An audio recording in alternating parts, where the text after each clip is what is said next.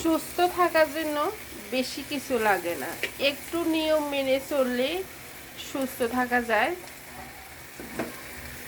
তো আপনি যদি ডেইলি সকালবেলা ঘুম থেকে উঠে একটু হাঁটা চলা করেন বা আধা ঘন্টা হাঁটেন, সকাল 10টা বাজে একটু আধা ঘন্টার মতো রোদেও থাকেন, বা যাদের সময় কম, অনেকে ব্যস্ত থাকে, তারা চাইলে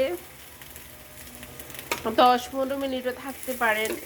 দুপুরে খাওয়ার পরে 20 মিনিট আগে হাঁটেন, তারপরে বেডে ঘুমাইতে যান।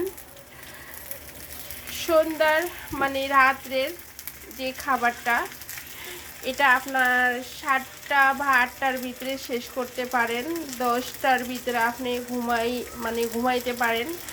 এই নিয়মগুলা, ছোটোখাটো নিয়মগুলা যদি আপনি নিয়মিত মেনে চলেন, তাহলে ইনশাআল্লাহ আপনি ভালো থাকবেন, সুস্থ থাকবেন। তো চেষ্টা করবেন সবাই এই নিয়মগুলা মেনে চলার জন্য। যদি ভালো লাগে আমার ভিডিওতে সুন্দর একটা কমেন্ট করে পাশে একটা লাভ দিয়ে আমার পাশে থাকবেন। সবাই ভালো থাকবেন, সুস্থ থাকবেন। আল্লাহ হাফেজ।